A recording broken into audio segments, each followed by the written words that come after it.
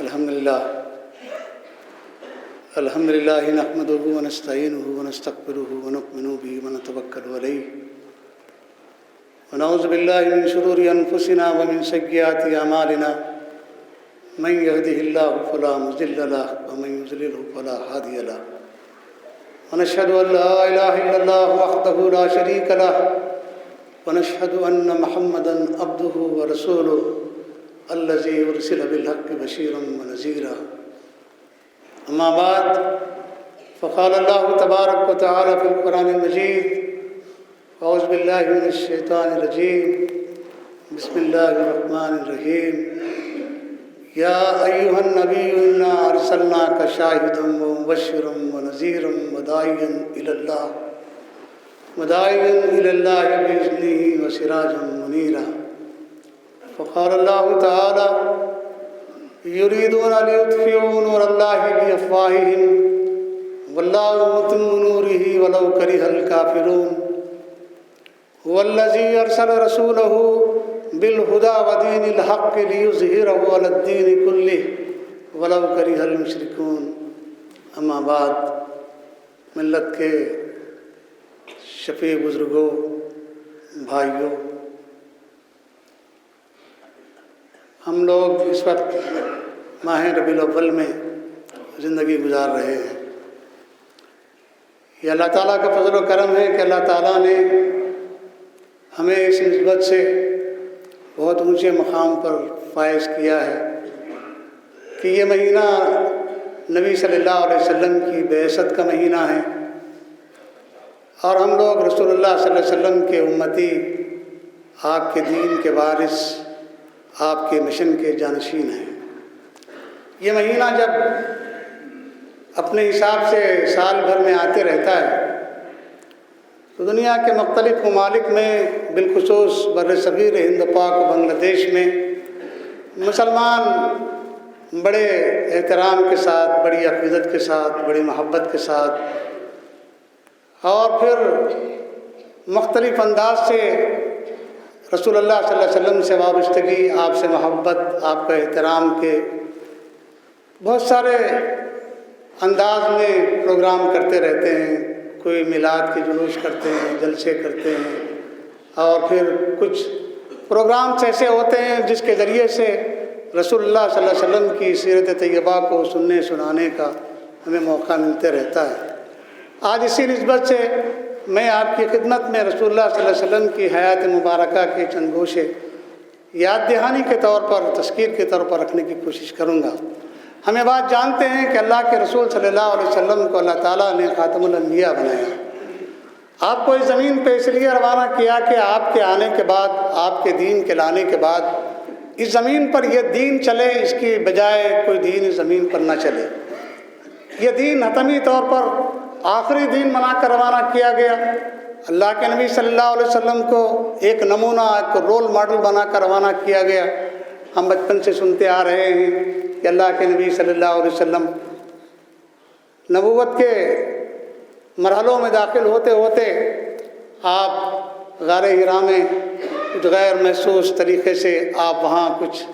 اللہ سے لو لگائے بیٹھے رہتے تھے۔ فرشتہ آیا، آپ کے ساتھ ایک وہاں معاملہ ہوا، آپ کو بشارت دی گئی، آپ کو اللہ کا نبی بنایا گیا۔ پھر اللہ کے دین کی ابتدائی تعلیم آپ کو دی گئی۔ وہاں سے نکل کر جب آپ اپنے گھر آئے تو وہاں سے کلام نبوت کا آغاز ہوتا ہے۔ جب آپ اپنے گھر پہنچے، اماں خدیجۃ الکبریٰ رضی اللہ تعالی عنہ، جو ایک زمانہ شناس، ایک بڑی مدبر اور پھر ملک التجار جن کو کہا جا سکتا ہے، ایک ملٹی نیشنل کمپنی اس وقت جو تھی اس کے مالک تھی، جب نبی صلی اللہ علیہ وسلم نے ان کے سامنے آپ کی وہ کیفیت کا اظہار کیا کہ میرے ساتھ غار میں یہ معاملہ ہوا، تو اماں خدیجۃ الکبریٰ رضی اللہ تعالی عنہ نے آپ کو جن الفاظ سے آپ کو سکون پہنچایا، یا ہے کہ جن الفاظ سے آپ کو یاد کیا اور کہا کہ اے اللہ کے اے محمد صلی اللہ علیہ وسلم، آپ گھبرائیے نہیں، اللہ آپ کو ضائع نہیں کرے گا، اس لیے کہ آپ لوگوں کے ساتھ صلہ رحمی کرتے ہیں، آپ لوگوں کو بھوکوں کو کھانا کھلاتے ہیں، آپ مہمان نوازی کرتے ہیں، آپ تنگ دستوں کے ساتھ مہربانی کرتے ہیں، قرض داروں کے قرض ادا کرنے کی کوشش کرتے ہیں، آپ مصیبت زدہ لوگوں کی پریشانیوں کو دور کرنے کی کوشش کرتے ہیں۔ میرے بھائیوں، میری گفتگو کی بنیاد آج انہی باتوں پر ہے۔ اللہ کے نبی صلی اللہ علیہ وسلم کی نبوت کی زندگی کے جو سب سے پہلے جو اوصاف اماں خدیجہ الکبریٰ رضی اللہ تعالیٰ نے گنائے وہ یہ ہے کہ آپ انسانیت کے خیر خواہ تھے۔ نبوت کے پہلے ہی اللہ تعالیٰ نے آپ کے اوصاف سے یہ بات ظاہر کر دی تھی کہ آپ انسانیت کے خیر خواہ بنائے جانے والے ہیں، آپ انسانوں کے خیر کے لیے پیدا کیے گئے ہیں، آپ انسانوں کو شر سے بچانے کے لیے پیدا کیے گئے ہیں۔ تو آپ کو اللہ تبارک و تعالیٰ نے جب نبی بنایا تو جب آپ نے اس دعوت کو لوگوں کے سامنے جب پیش کرنے کی کوشش کی تو وہ دعوت کیا تھی جس کو اللہ تبارک و تعالیٰ نے ابھی سورہ احزاب کی جو آیت میں نے آپ کے سامنے پڑھی ہے اس میں جو اللہ تبارک و تعالیٰ نے بتایا کہ اے نبی صلی اللہ علیہ وسلم، ہم نے آپ کو شہادت دینے والا، گواہی دینے والا بنا کر روانہ کیا۔ ہم نے آپ کو دنیا میں اس لیے بھیجا کہ آپ اس بات کی گواہی اور شہادت دیں یہ اللہ ایک ہے، یہ پوری کائنات کا مالک اللہ ہے، اس کائنات کے ذرے ذرے پر اللہ تبارک و تعالیٰ کا اقتدار اور حکمرانی چلتی ہے، اس کے علاوہ اس کائنات کا، اس پورے عرض کا کوئی مالک نہیں ہے، صرف اللہ کی ذات ہی ایسی ہے۔ اس کی گواہی دیجیے، اس کے فرشتوں کی گواہی دیجیے، پھر اس کی جنت دوزخ کی گواہی دیجیے، اور پھر اللہ تبارک و تعالیٰ کے ان تمام باتوں کی آپ گواہی دیجیے۔ آپ کو اس لیے اس زمین پر روانہ کیا گیا ہے کہ آپ اللہ کی بڑائی اور کبریائی کے ساتھ اس کا اعلان بھی کریں۔ دوسری جگہ بھی فرمایا یا ایھا المدثر قم فانذر وربک فکبر وثیابک فطہر کی جو بات کہی کہ آپ کو اس زمین پر اس لیے روانہ کیا گیا کہ آپ اللہ کی بڑائی اور کبریائی کا آپ اعلان کریں، لوگوں کو اللہ کی بڑائی آپ بتائیں۔ اللہ تعالیٰ نے آپ کو فرمایا کہ یا ایھا النبی انا ارسلناک شاہدا ومبشرا، ہمیں آپ کو اس لیے ہم نے روانہ کیا ہے کہ آپ شہادت دیں اور پھر آپ لوگوں کو بشارت بھی دیں۔ کس بات کی بشارت دیں؟ لوگوں کو مختصر انداز میں اگر ہم سمجھنے کی کوشش کریں تو یہ بتائیں کہ تم اگر اچھے اعمال کریں گے، نیک اعمال کریں گے، اللہ کی بتائے ہوئے اصولوں پر زندگی گزاریں گے تو اللہ کے پاس تمہیں نعمتوں بھری جنتوں میں داخل کر دیا جائے گا۔ اگر تم اللہ کی نافرمانی کریں گے، اللہ تعالیٰ سے بغاوت کریں گے اور شیطان کے نقش قدم پر چلنے کی کوشش کریں گے تو ایسے لوگوں کو ڈراؤ، نذیر ہیں، آپ کو بشارت دینے والے کے ساتھ نذیر بھی بنا کر روانہ کیا گیا ہے۔ اللہ کے نبی نے ایک طرف اللہ کی دین کی شہادت دی، دوسری طرف سے لوگوں کو ان کے اچھے اور نیک اعمال کے بدلے میں جنت کی بشارت دی، اور ان لوگوں کو جو برے اعمال کرتے تھے، بدعمالیاں کرتے تھے، خدا بیزاری کی بغاوت کے روش اختیار کرتے تھے، ان کو انجام بد سے آپ نے ڈرایا، اور پھر کہا بِإِذْنِ اللہ، پھر یہ کہ اللہ کے حکم سے لوگوں کو اللہ کی طرف آپ نے بلایا۔ یہ کام اب اللہ کے نبی صلی اللہ علیہ وسلم کرنے کا جب آپ نے بیڑا اٹھایا تو وقت کے اقتدار نے، وقت کے قبیلوں نے، وقت کے سرداروں نے، وقت کے نظریات نے اور وقت کا وہ تمام مجموعہ جو اس معاشرے میں زندگی گزارتا تھا آپ کی مخالفت شروع کر دیا۔ آپ کے راستے میں کانٹے بچھائے گئے، آپ کو طرح طرح سے آزمایا گیا، اور آپ نے جب اپنی دعوت کا آغاز کیا تو معاشرے کے وہ سارے لوگ چھٹ چھٹ کے آپ کی طرف آتے گئے، لوگ جمع ہوتے گئے۔ آپ نے ان لوگوں کی تربیت کی، ان کی اصلاح کی، ان کو سنوارا، ان کو سدھارا، ان کو برائیوں سے پاک کیا، اور ان کو اللہ کے دین کے راستے میں ایک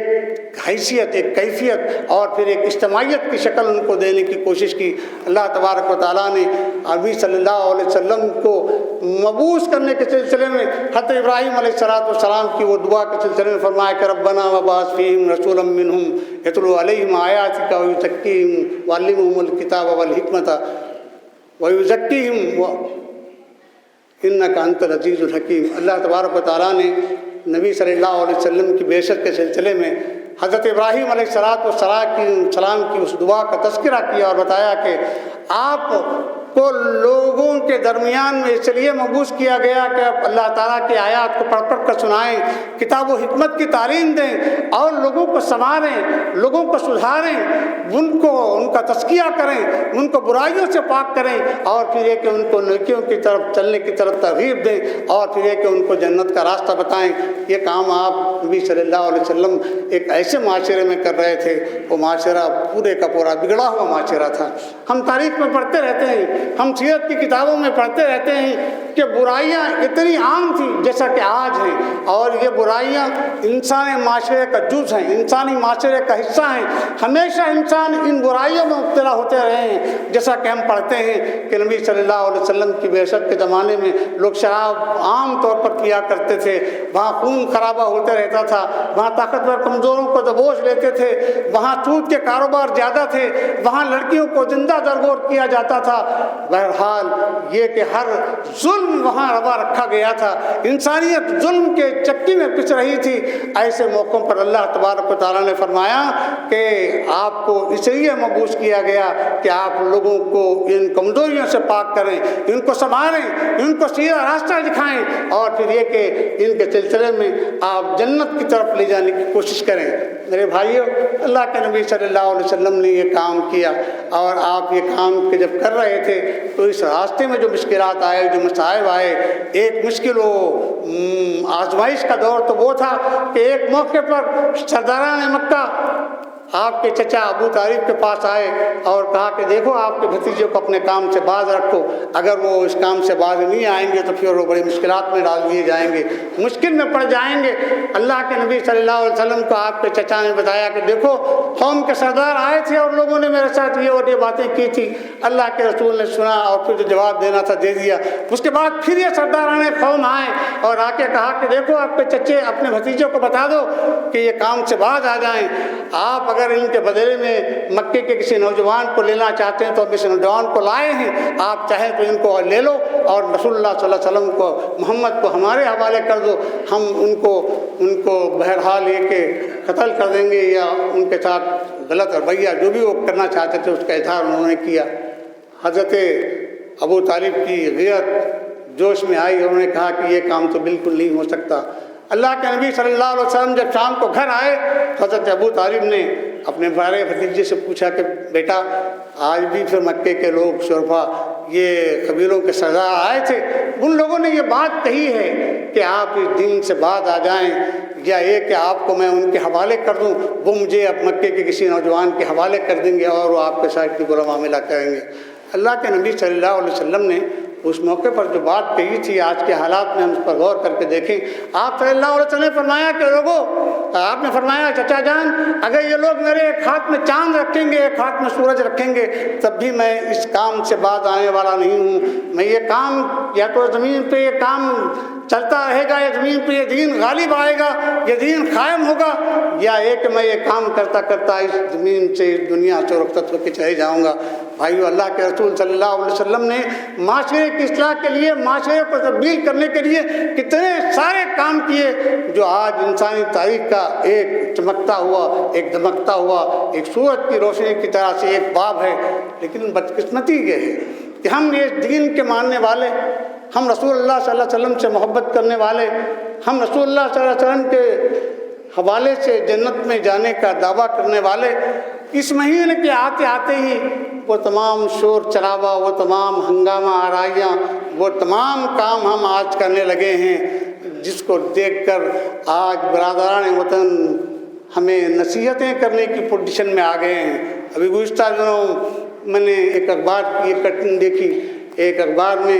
کوئی غیر مسلم بھائی ہمارے ایک سیاسی قائد کو حیدرآباد کے مخاطب کر کے کہتا ہے، آپ تو کہتے تھے کہ ہر پیدا ہونے والا بچہ مسلمان بن کے پیدا ہوتا ہے، لیکن یہ تمہارے نبی کی پیدائش پر یہ جو ہنگامہ آرائیاں ہو رہی ہیں، یہ جو ڈول تاشے پیٹے جا رہے ہیں، یہ جو ڈی جے بجائے جا رہے ہیں، جو گانے گائے جا رہے ہیں، جو جلوس نکالے جا رہے ہیں، جو عرش پھینکا جا رہا ہے، جو پٹیاں باندھے جا رہے ہیں، ایسا معلوم ہوتا ہے کہ آپ اپنی پراچین سنسکرتی کی طرف لوٹ رہے ہیں، آپ اپنے ماضی کی طرف لوٹ رہے ہیں۔ اس نے بین السطور کہا کہ آپ واپس گھر واپسی آپ کی آپ خود بخود کرنے لگے۔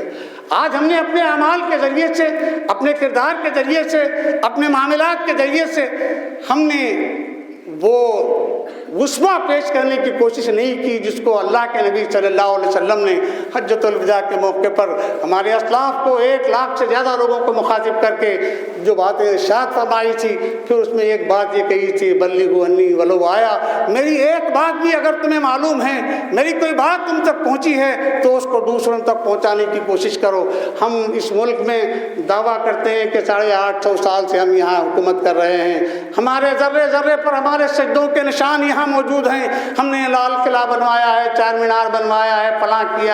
کیا ہے، لیکن واقعہ یہ ہے کہ یہاں رہنے والوں کو ہم نے وہ کچھ دینے کی کوشش نہیں کی جو مطلوب تھا. مولانا سراج الحسن صاحب سابق امیر جماعت ایک موقع پر کہتے ہیں کہ ہم نے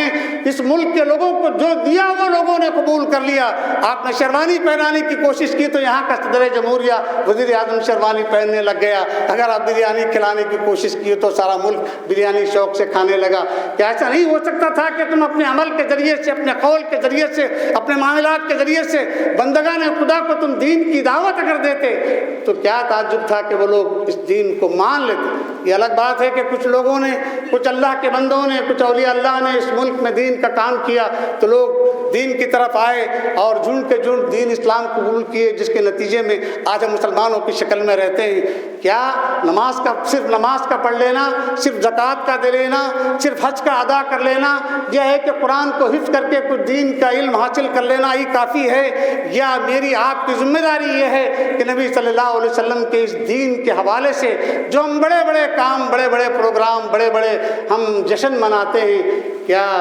یہ میری آپ کی ذمہ داری نہیں بنتی ہے کہ رسول اللہ صلی اللہ علیہ وسلم کے دین کو لوگوں تک پہنچانے کی کوشش کریں؟ اس مہینے کے حوالے سے، سیرت کے حوالے سے، کیا ہم اس مہینے میں اپنے ملنے جلنے والے، اپنے بستیوں میں رہنے والے، اپنے محلوں میں رہنے والے، کیا اپنے وطن عزیز کے بھائیوں کے سامنے رسول اللہ صلی اللہ علیہ وسلم کی سیرت کو بیان کرنے کے لیے تیار ہیں؟ آج ہم کہتے ہیں، ہم سن رہے ہیں، لوگ کہہ رہے ہیں کہ بیٹی بچاؤ، بیٹی پڑھاؤ. اگر ہم اس ملک کے اندر بیٹی کو بچانے، بیٹی کو پڑھانے کا کام اگر پہلے سے کر دیے ہوتے تو کسی حکمران کو یہ باتیں کہنے کی ضرورت نہیں پڑتی، خود بخود یہ لوگ بات سمجھ جاتے. اللہ کے نبی صلی اللہ علیہ وسلم نے بیٹی کو جو عزت عطا کی تھی، اس کو جو عزت و سربلندی عطا کی تھی، معاشرے میں جو اس کو مقام عطا کیا تھا، ہم جانتے ہیں کہ اللہ کے نبی صلی اللہ علیہ وسلم نے ان بیٹیوں کو بچایا جو پیدا ہوتے ہی ماں کے سامنے گڑے میں ڈال کے زندہ درگور کر دی جاتی تھی. ہم جانتے ہیں، ہم لوگوں کے سامنے رو رو کے قصے سناتے ہیں اور ہم لوگ رو رو کے قصے سنتے ہیں. ایک نبی صلی اللہ علیہ وسلم کے سامنے وہ صحابی ایک واقعہ اپنا سنا رہے تھے کہ میری بیٹی کو میں نے 6-7 سال کی عمر میں اپنے بے رحم ہاتھوں سے مٹی میں ڈال کے دفن کر دیا تھا. اس کی آوازیں آ رہی تھی کہ یا ابو یا ابو کہہ رہی تھی. میرے بھائیوں، ایک تو یہ کہ اس معاشرے میں اس طرح سے لڑکیوں کو زندہ درگور کیا جاتا تھا، یا تو پیدا ہوتے ہی ماں کے سامنے زچگی کے بعد گڑے میں ڈال کے اسے دفن کر دیا جاتا، یا 6-7 سال کی عمر میں لے جا کر باپ اپنے بے رحم ہاتھوں سے کسی کنویں میں یا اپنے ہاتھ سے کھودے ہوئے گڑے میں ڈال کر اس کو مونچھ دیتا تھا، اس کی زندہ درگور، اسے زندہ درگور. آج اس معاشرے میں کتنی بیٹیاں ماؤں کی پیٹ میں الٹرا ساؤنڈ اسکیننگ کے بعد مار ڈالی جا رہی ہیں، کتنی ہتیائیں عورتوں بیٹیوں کی ہو رہی ہیں. اور انسانی فطرت، بہرحال فطرت ہے، وہ چیخ کے پکار کے کہہ رہی ہے کہ بیٹیوں کو بچاؤ، بیٹیوں کو پڑھاؤ. بھائیو، صرف اتنا ہی نہیں ہے، ہمارے پاس اللہ کے نبی صلی اللہ علیہ وسلم نے جہاں حجۃ الوداع میں عورتوں کے حقوق کا تذکرہ کیا، وہاں کہا کہ میں اس زمانے میں سود کو، اپنے خاندان کے سود کو اپنے پیروں تلے رونتا ہوں. آج ہماری صورتحال ایسی ہے جہاں اپنے گھر میں 2-3 بچوں کے علاوہ زیادہ رکھنے کے لیے تیار نظر نہیں آتے ہیں. معاشرے کے اس لعنت میں ہم بھی مبتلا ہوتے جا رہے ہیں. آہستہ آہستہ ہمارے گھروں میں بھی افراد کی، بچوں کی تعداد بھی گھٹ گھٹ کے جس مقام پر پہنچی ہمیں معلوم ہے. سود کی لعنت، جس کے حوالے سے یہ بات کہی جاتی ہے کہ اگر کوئی شخص ایک لقمہ سود کا کھاتا ہے تو اس کی 40 دن کی عبادتیں ضائع ہو جانے کا اندیشہ ہے. آج ہمارے معاشرے میں اس کی کیا صورتحال ہے؟ دنیا اس لعنت میں مبتلا ہو کر کتنی پریشانیوں میں مبتلا ہے، اور خود یہ امت بھی اس کی مصیبتوں میں مبتلا ہو کر کن حالات سے اس وقت دوچار ہو رہی ہے۔ اللہ کے نبی صلی اللہ علیہ وسلم کو اللہ تبارک و تعالیٰ نے ایسے حالات کے اندر جب مصیبتوں میں گھرے ہوئے ہوں، پریشانیوں میں گھرے ہوئے ہوں، جب ایسا معلوم ہوتا ہے کہ دین کے ماننے والوں پر مصیبتیں ٹوٹیں گی یا ایک مصائب کے پہاڑ آئیں گے، آزمائشوں سے دوچار کر دیے جائیں گے، تو اس آزمائش کے ایک حوالے سے، ایک موقع کے حوالے سے اللہ تبارک و تعالیٰ نے کہا کہ یریدون لیطفئوا نور اللہ بافواہہم واللہ متم نورہ ولو کرہ الکافرون۔ آج ہم جس معاشرے کے اندر زندگی گزار رہے ہیں، اس معاشرے کو دیکھنے کے بعد، مختلف سلوگنز کو سننے کے بعد، مختلف نعروں کو سننے کے بعد، کچھ کمزور لوگ ہوں گے تو ہیبت کھا جاتے ہوں گے، ڈر جاتے ہوں گے اور مسائل میں مبتلا ہو جاتے ہوں گے، جس کے نتیجے میں یہ کہتے ہوئے کہ ارے بھائی جانے دو، جو کچھ بچا ہوا ہے بچ کے رہنے دو، اس کو حفاظت کر کی بچا لینے کی حفاظت کرو۔ میں اس حوالے سے اگر یہ بات کہوں تو بیجا نہیں ہوگی کہ ہم ان حالات میں دین کے سلسلے میں ہمارا جو نقطہ نظر بن گیا ہے، ہم جو سوچتے ہیں وہ یہ کہ جو کچھ بچا ہے اس کا تحفظ کر لو۔ یہ امت جسے نفاذ کے لیے پیدا کیا گیا تھا، هو الذی ارسل رسولہ بالہدی ودین الحق، کہہ کے اس لیے روانہ کیا گیا تھا کہ دین پورے کے پورے دین پر اسے غالب کر دیا جائے۔ آج یہ امت دین کے نفاذ کے بجائے دین کی حفاظت میں لگی ہوئی ہے۔ اب ہم یہی کہنے پہ مجبور ہیں، ہم کہہ رہے ہیں کہ بھائی تحفظ شریعت ہی اس وقت سب سے بڑا مسئلہ ہے۔ یہ امت اگر نفاذ شریعت کی بات کرتی، اس زمین پر دین کے قیام کی بات کرتی، جیسا کہ اللہ تبارک و تعالیٰ نے اس سے کہا کہ ہم نے حضرت نوح کو، حضرت ابراہیم کو، حضرت موسیٰ و عیسیٰ علیہ السلام تسلیمات کو، اے نبی صلی اللہ علیہ وسلم ہم نے آپ کو وہی دین دے کر روانہ کیا، اس کو زمین پر قائم کرو۔ شرع لکم من الدین ما وصی بہ نوح والذی اوحینا الیک وما وصینا بہ ابراہیم وموسیٰ وعیسیٰ ان اقیموا الدین ولا تتفرقوا فیہ، یہ کہہ کے یہ دین دیا گیا تھا۔ ہم اپنے اس پورے دین کو، جس کو اللہ تعالیٰ نے الیوم اکملت لکم دینکم واتممت علیکم نعمتی ورضیت لکم الاسلام دینا کی جو بات کہی تھی، ہم اس پورے مکمل دین کو زمین میں قائم کرنے، نافذ کرنے، انسانوں پر سے انسانوں کی غلامی ختم کر کے بندوں کو بندوں کی غلامی سے نکال کر خدا کی غلامی میں دینے کا جو پورا منشور، پورا منصوبہ ہمارے پاس اللہ تعالیٰ نے اس مہینے میں نبی صلی اللہ علیہ وسلم کو پیدا کر کے بھیجا تھا، اور ہم اس کے بچانے کے چکر میں پڑے ہوئے ہیں۔ حضرات محترم، اس ملک میں جہاں ہم زندگی گزار رہے ہیں، آج انسانیت کشاں کشاں جہنم کی طرف جا رہی ہے۔ یہ لوگ جہنم کے گڑھے کے کنارے پہنچ رہے ہیں، اور امت مسلمہ کی 20-22 کروڑ کی تعداد اس ملک میں اس طرح سے زندگی گزار رہی ہے، شاید اس کو اس بات کا احساس بہت کم ہے کہ وہ نبی صلی اللہ علیہ وسلم کی دین کی وارث ہے۔ انہیں جہنم سے بچانے کا کام اس امت کے حوالے کیا گیا ہے۔ کوئی اور نبی زمین پر اللہ تعالیٰ بھیجنے والا نہیں ہے، یہ کام ہمارے ذمے کیا گیا۔ ہم سے کہا گیا کہ کنتم خیر امت اخرجت للناس تأمرون بالمعروف وتنہون عن المنکر، ہمیں خیر امت بنا کے کہا کہ تمہیں خیر کا کام کرنے، برائیوں سے روکنے کے لیے پیدا۔ کم از کم اتنا کہا گیا کہ بل تکن منکم امۃ یدعون الی الخیر ویأمرون بالمعروف وینہون عن المنکر واولئک هم المفلحون۔ ہمیں بتایا گیا کہ تم اگر فلاح چاہتے ہو، کامرانی چاہتے ہو، عزت و سربلندی چاہتے ہو، تم جنت میں جانا چاہتے ہو، جہنم سے بچنا چاہتے ہو، تو تمہیں نیکیوں کا حکم دینا ہی پڑے گا اور برائیوں سے روکنا پڑے گا۔ اگر خدا نخواستہ تم یہ کام نہیں کریں گے، ولا تکونوا کالذین تفرقوا واختلفوا من بعد ما جاءهم البینہ اولئک واولئک لهم عذاب عظیم۔ اللہ تعالیٰ فرماتا ہے اگر تم یہ کام نہیں کریں گے، اگر یہ تو کام کرنا بھول جائیں گے، اگر تم یہ کام کرنا چھوڑ دیں گے، تو فرماتا ہے کہیں تمہارا حال ان لوگوں کی طرح سے نہ ہو جائے جو آپس میں اختلافات کا شکار ہو گئے، ٹکڑیوں میں بٹ گئے، واضح ہدایت کے آنے کے باوجود تم نے ایسا کیا اور یہی لوگ فاسق ہیں۔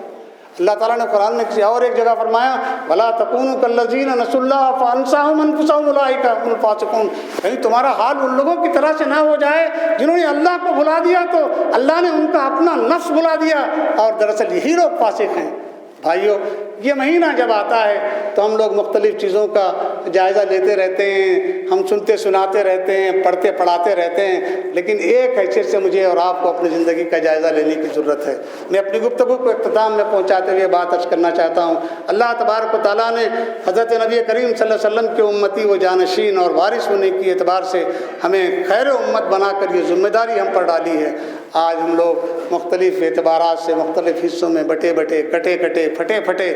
اور حد یہ ہو گئی ہے کہ ہمارے معاشرے میں بعض مرتبہ بڑی تکلیف ہوتی ہے. یہ تمام لوگ بھی محسوس کرتے ہیں کہ لوگ سلام کلام تک کرنا ایک دوسرے کو گوارا نہیں کرتے. اللہ کے نبی صلی اللہ علیہ وسلم نے فرمایا کہ لوگوں تم جنت میں نہیں جا سکتے اس وقت تک جب تک کہ تم مومن نہ ہو. آپ نے فرمایا تم مومن نہیں ہو سکتے اس وقت تک کہ تب تک کہ اپنے بھائی سے محبت نہ کرو. اور آپ نے فرمایا میں تمہیں بتاؤں کہ اپنے بھائی سے محبت کا کیا ذریعہ ہو سکتا ہے. آپ نے فرمایا سلام کو عام کرو, سلامتی کو عام کرو, ایک دوسرے پر سلامتی بھیجو. لیکن وہ امت جسے رہنمائی کے منصب پر فائز کیا گیا تھا, جسے لوگوں کو جہنم سے بچانے کے لیے اٹھایا گیا تھا, جسے دنیا کو سیدھا راستہ بتا کے جنت میں لے جانے کے لیے پیدا کیا گیا تھا, کہ امت کو آج مختلف چیزوں میں اس طرح سے بٹی ہوئی, اس طرح سے کٹی ہوئی, اس طرح سے مختلف اعتبارات سے پھٹی ہوئی ہے کہ باطل بڑی آسانی کے ساتھ آج ہم پر حملہ آور ہونے کے لیے تیار ہے. یہ جو آیت بتا رہی ہے کہ یریدون لیطفئوا نور اللہ بافواہہم واللہ متم نورہ, لوگ چاہتے ہیں کہ اپنی منہ کی پھونکوں سے اس چراغ کو, اس نور کو بجھائیں. اللہ فرماتے ہیں کہ ایسا نہیں کر سکتے یہ لوگ, یہ ان کے بس کا کام نہیں ہے. واللہ متم نورہ ولو کرہ الکافرون, یہ خواہ کتنی ہی کوششیں کر لیں اللہ کے دین کو یہ لوگ مٹا نہیں سکتے, اللہ کے دین کو یہ لوگ بجھا نہیں سکتے. اس چراغ کو نور خدا ہے کفر کی حرکت تک اندازن پھونکوں سے یہ چراغ بجھایا نہ جائے گا. بھائیو یہ دین تو قائم ہو کے رہے گا, لیکن میرا آپ کا کیا بنے گا. اللہ نے اپنے رسول کو بھیجنے کی غرض اس شدت کے ساتھ بیان کی کہ والذی ارسل رسولہ بالہدی ودین الحق, اللہ نے اپنے رسول کو روانہ کیا ہدایت و دین حق کے ساتھ تاکہ اس کو تمام ادیان پر یا تمام دین پر, مکمل دین پر اس کو غالب کر دیا جائے. اور ہم لوگ غالب کرنے کی کیا کوشش میں ہم لگے ہوئے ہیں. وہ دین ہم تک آیا کیا؟ اگر میں یہ بات کہوں تو کوئی چھوٹی میں بڑی بات تو نہیں ہو جائے. کیا یہ بات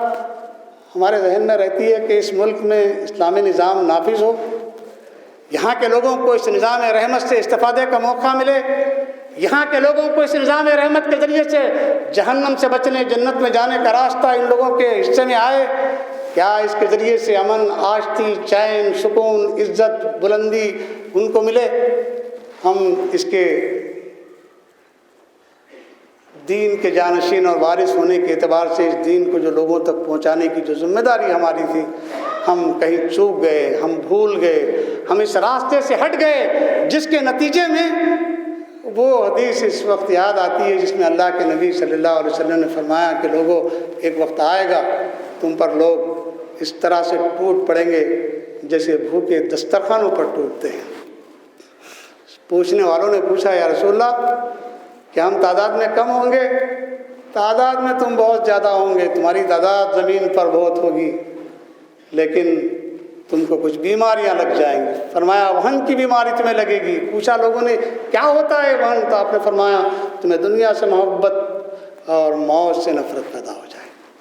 آج اس کا نتیجہ کیا نکلا؟ آج ہم کس جگہ ٹھہرے ہوئے ہیں؟ آج دنیا کی محبت اور موت سے خوف نے ایک دوسرے کا جان کا دشمن بنا دیا. آج ہم کتنے مسائل میں گھرے ہوئے ہیں. بھائیوں میں اس موقع پر اپنی ذات کو بھی آپ کو بھی اس بات کی دعوت دیتا ہوں, اس مہینے کے حوالے سے کتنے ہی لوگ ہم میں ایسے ہیں جو سنی سنائی باتوں ہی پر سیرت کو سمجھ لینا چاہتے ہیں. میں آپ سے گزارش کروں گا کہ اس مہینے میں کم از کم سیرت کی کوئی چھوٹی کتاب, کوئی بڑی کتاب وقت نکال کر پڑھنے کی کوشش کریں, اور اللہ کے نبی صلی اللہ علیہ وسلم کی سیرت کو پڑھ کر اپنی زندگی میں عمل کرنے کی کوشش کریں. آپ کی سیرت پر عمل کرنے کے نتیجے میں ہی جیسا کہ قرآن کہتا ہے اولئک هم المفلحون, فلاح پانے والے لوگ وہی لوگ ہو سکتے ہیں جو رسول اللہ صلی اللہ علیہ وسلم کی سیرت پر چلیں گے اور پھر یہ خیر کا کام کریں گے, برائیوں سے روکیں گے. اگر ہم ایسا نہیں کر سکے تو میری آپ کی زندگی کا وقت بہت مختصر ہے. ہم میں سے کتنے ہی لوگ ایسے تھے جو ہمارے خاندانوں کے جو ہم سے پہلے بارگاہ خداوندی پہنچ گئے, اور ہم بھی اب اللہ کی بارگاہ میں پہنچنے کی تیاریوں میں لگے ہوئے. ہم میں سے کب کس کا وقت آنے والا ہے معلوم نہیں. ہماری زندگی کا وقت بہت مختصر ہے. اللہ تعالیٰ نے فرمایا کہ بل توثرون الحیات الدنیا والآخرۃ خیر وابقیٰ. دیکھو یہ دنیا کی زندگی مختصر بھی ہے, ختم ہو جانے والی ہے, آخرت کی زندگی بہتر بھی ہے اور باقی رہنے والی ہے. اگر ہم